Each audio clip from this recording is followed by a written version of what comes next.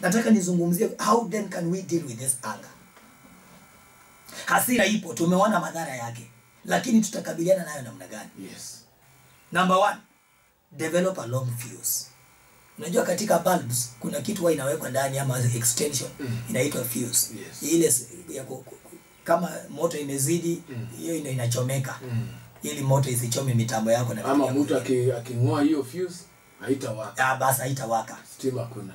Sasa ili pia uweze kudhibiti hasira, Bible inatuelekeza kwamba to develop hiyo kitu inaitwa a long fuse. Kumaanisha kwamba chukua muda mrefu kidogo. Ukihisi kitu kinakukasirisha, chukua muda kureact. Usitamke haraka, usiongee haraka, usivamie haraka, usikimbie. Umesikia tu, unajua vile mama fulani alikuongea, wewe mara moja atanitambua leo. Hivyo tu hujachukua muda kujua kweli alisema ama ni fitina ya huyu. Umekimbia pale, mmepigana, mmekwaruzana, mmevuliana nguo. Na baadaye unagundua kwamba kuko na ukweli. So hold back your anger to pave way for forgiveness and repentance. Mtu amekukosea ndio, lakini shikilia kwanza ili nafasi ya msamaha na toba ipatikane. Usiende tu mbio. Proverbs chapter 14 verse 29 inatuambia kwamba whoever is slow to anger is better than the mighty, and he who rules his spirit is better than he who takes a city. Na Zaburi hiyo ni Methali 19:11 pia inasema kwamba good sense makes one slow to anger. Kwamba mtu ambaye fikra zake ni timamu hakasiriki kwa haraka, and it is his glory to overlook an offense. Kama wewe una akili timamu, una akili ya kuzaliwa, inaitwa ukilizini hivi. Kama una akili ya kuzaliwa, wewe uweze kuwa mwepesi wa hasira. Hatua ya pili ya kudili na hii anger, hiyo ni hatua ya kwanza. Hatua ya pili, do not let your anger drive your actions. Wakati umekasirika, usiruhusu hasira yako sasa iendeshe matendo yako. Kasirika lakini usitende dhambi.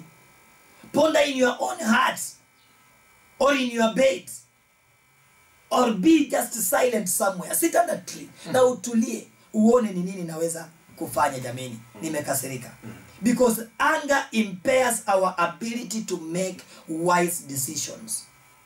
Wewe usisikie kitu na unakasirika, fulani alifanya kitu fulani. Wewe pia umekasirika, unakutana na mtu kwa soko, unamvamia, unamwambia wewe naye mtu mzima unafanya kitu kama hiki. Wewe hujathibitisha. Hata alikosea jina. Hata labda alikosea jina kwa mtu ambaye alisema ni ukweli. Na wewe unavamia tu mtu katikati ya watu, unamwambia jambo ambalo wewe mwenyewe hujui kama kuna ithibati ama hapana. Number 3, get over your anger quickly.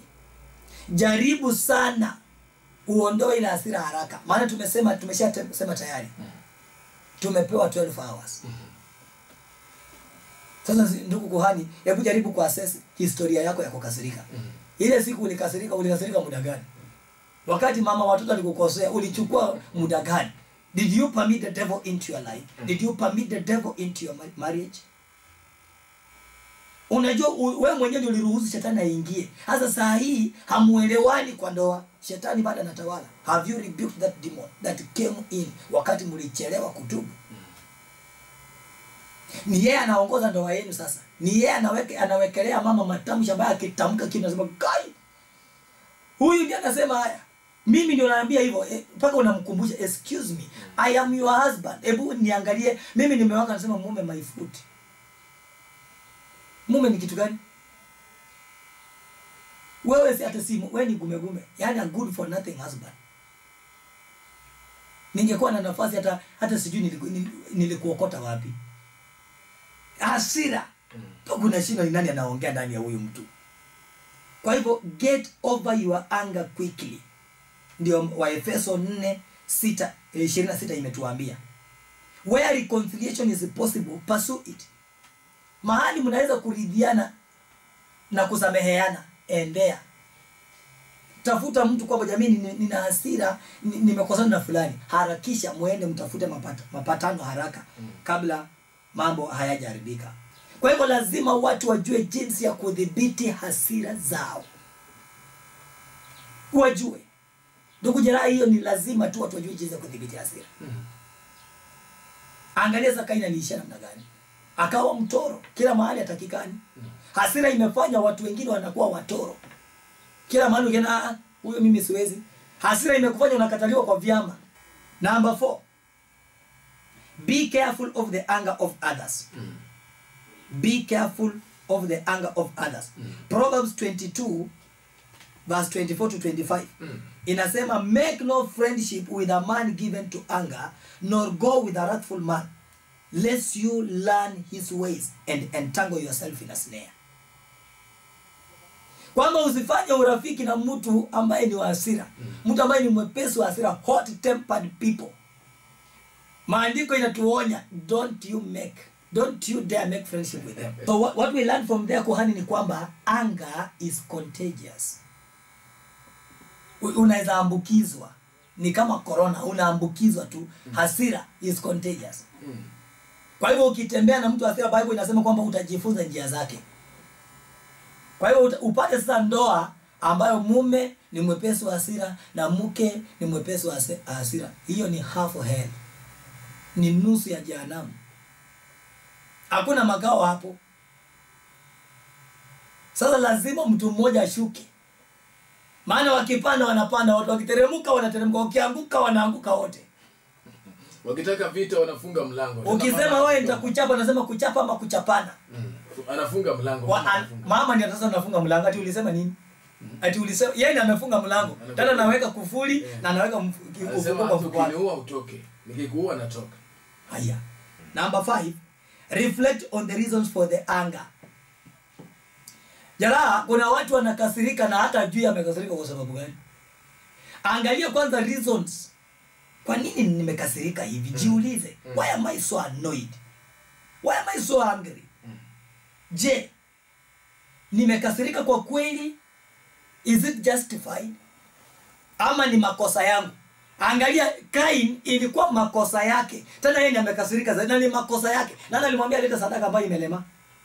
Ni makosa yake. Na unapata vitu ambavyo vinakasirisha watu zaidi, mara nyingi inakuwa ni makosa yao.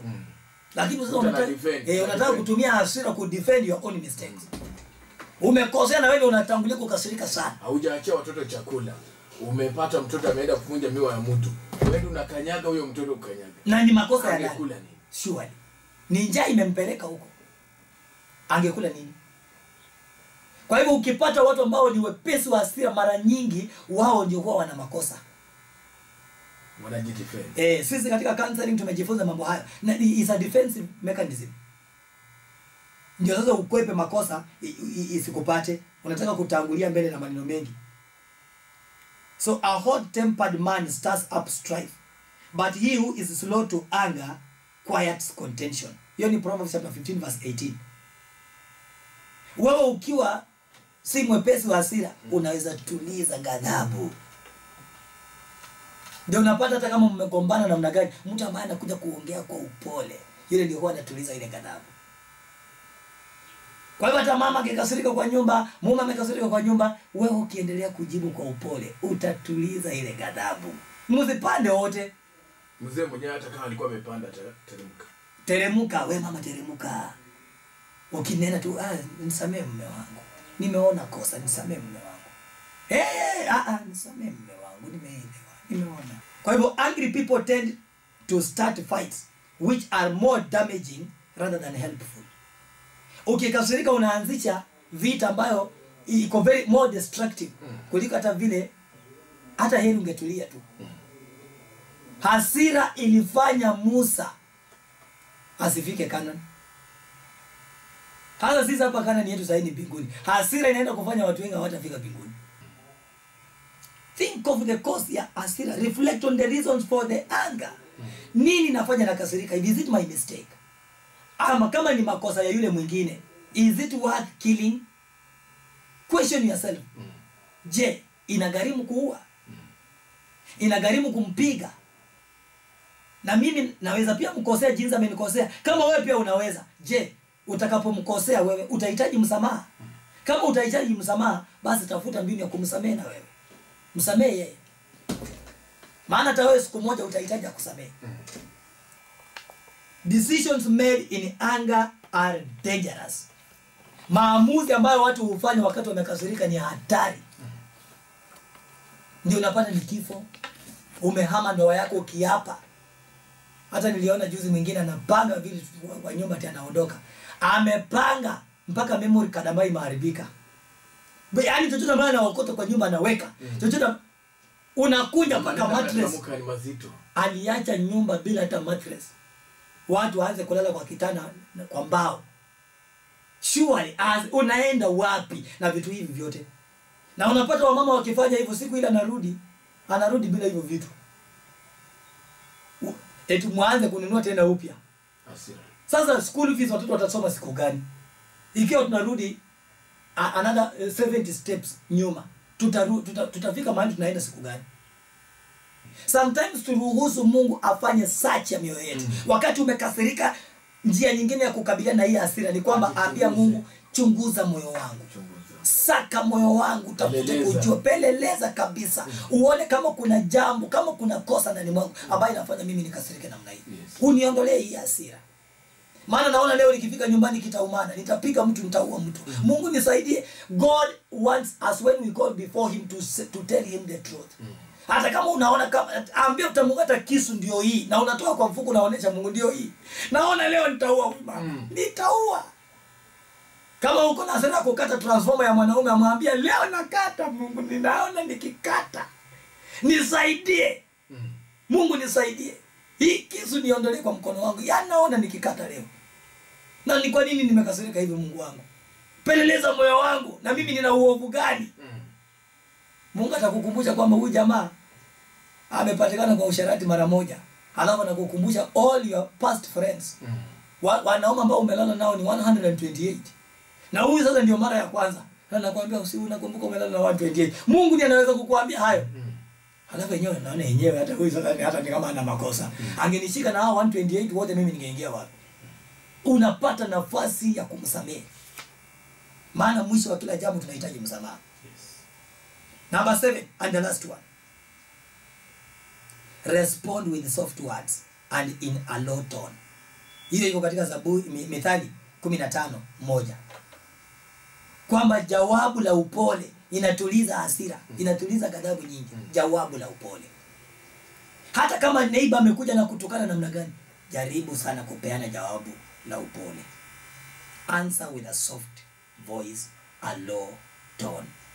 Anger gives birth to hatred. Ukiacha tu hasira iendelee, inazaa chuki. Na ile chuki inaweza kuwa very yani anger is also addictive. Kuna watu wana mazoea tu ya kukasirika. Hata kitu kidogo tu amekasirika. Kitu ambacho amepanda ameenda. Inashindwa hii jamii, kuuliza tu. Kuuliza tu kama sapa imeiva, mbona leo imechelewa? Kama unaona nimechelewa, pika. Pika.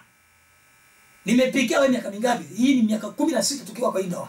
Nikipika tu, ushawahi kuingia kwa hiyo jikoni? Mama, nimeuliza tu. Mbona leo sapa imechelewa? Maana si kawaida yako. Unajua mahali nimetoka. Wewe unajua nimefanya kazi kuanzia asubuhi. Nimefua nguo bells ngapi? Sijui nimefanya nini. Unajua nimelisha kuku wangapi? Sijui, yaani unaanza kuongea vitu. Unajua nimetembea wapi? Kwanza sapa yenyewe unataka. Unajua mboga imetoka wapi? Sasa hii maswali yote imetokea. Na majibu yote ni ya nini? Jaribu sana kunena kwa upole. Uambie tu, mume leo nimechelewa, ni kwa chama tulichelewa. Lakini nipe tu dakika 10. Chakula kitakuwa. Hata kama sio dakika 10 hizo. Hata kama itachukua 3. Tulize tu. Tuliza. Tuangalie maswali haya. When was the last time I lost my temper? Kila mtu anataka jiulize mahali wanatusikiliza. Mara ya mwisho nilipoteza ama nilipandwa na mori sana. Nilipandwa na hasira sana. Ilikuwa lini? Na kwa sababu gani? That question number 1 is very important. When was the last time I lost my temper? I love question number 2. Did I hurt someone through my anger? Wakati huo ulipoteza hiyo, ulipandwa na ile hasira. Je, unaweza kuwa ulimjeruhi mtu? Did I hurt someone wakati nilikuwa nimekasirika hivyo? Did I? Hasa hiyo ndio natakana pia uangalie.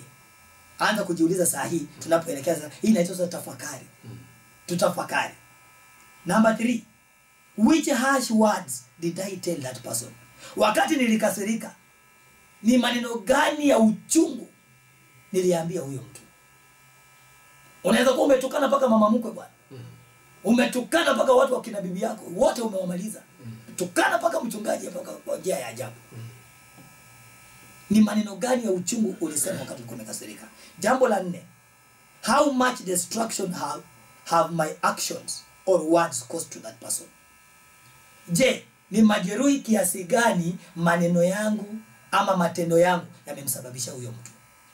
Hivyo ndivyo ukianza kutafakari mambo haya, ndivyo utapata nafasi ya kusamehe. Na utaanza kujifunza kwamba hasira yangu haisaidii chochote, ni hasara tupu. Na utaachana nayo. Na utakosa ufalme wa Mungu usipoacha. Have I apologized for releasing my anger to that person? Je, nimeomba msamaha kwa kuachilia ghadhabu yangu kwa huyu mtu?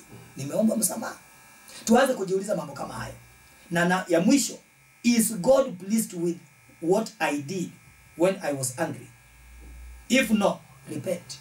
Je, Mungu amependezwa na kile nilifanya wakati nilikuwa na hasira? Kama Mungu hajapendezwa, wewe mwenyewe unasema yenyewe Mungu hajapendezwa na hiki. Tubu.